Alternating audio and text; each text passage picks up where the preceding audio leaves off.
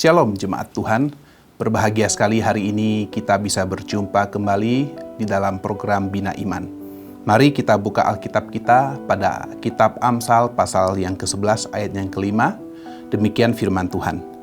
Jalan orang saleh diratakan oleh kebenarannya, tetapi orang fasik jatuh karena kefasikannya. Bapak Ibu, kata orang saleh itu juga punya pengertian orang benar. Sedangkan orang fasik adalah orang yang mengenal Tuhan, tapi mereka tidak melakukan perbuatan di mana mereka menunjukkan bahwa mereka mengenal Tuhan, bahkan lebih condong mereka melakukan dosa. Amsal berbicara dengan tegas kepada kita tentang orang benar dan orang fasik. Oleh karena itu, judul firman Tuhan hari ini saya berikan judul Jalan Hidup Orang Benar versus Jalan Hidup Orang Fasik. Bapak Ibu, orang benar maupun orang fasik bisa kita lihat daripada jalan hidupnya.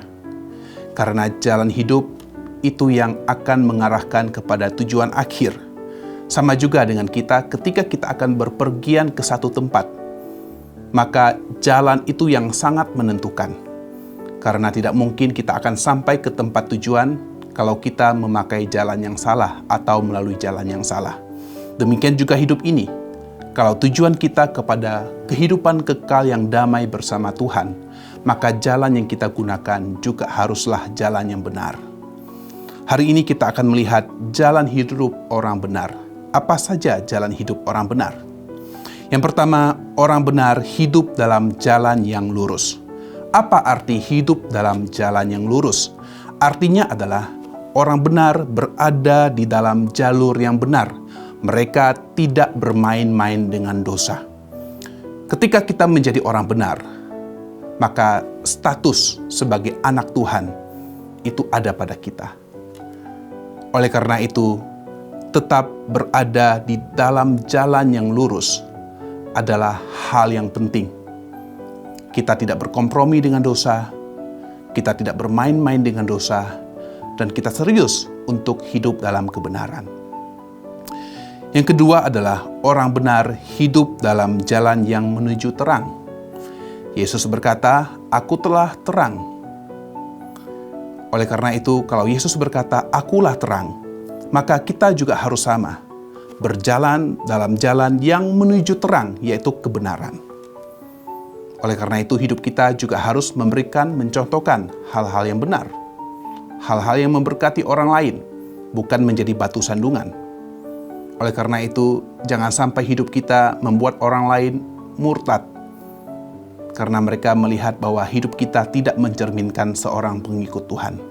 Tetapi biarlah hidup kita menjadi teladan bagi orang lain. Sehingga orang lain yang tidak percaya Tuhan, mereka menjadi percaya Tuhan karena melihat hidup kita.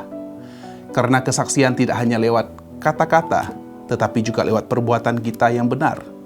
Sehingga orang lain juga merasa ingin kenal siapa Tuhan. Yang ketiga, orang benar hidup melalui jalan yang sempit. Artinya menyangkal diri dan pikul salib. Bapak Ibu, pilihan ada di tangan kita. Kita mau hidup melalui jalan yang lebar atau jalan yang sempit. Jalan yang sempit berbicara bagaimana kita menyangkal diri kita. Bagaimana kita memikul salib dalam mengikut Tuhan. Untuk pada akhirnya kita bisa memperoleh hidup kekal bersama dengan Tuhan. Lalu apa itu jalan hidup orang fasik?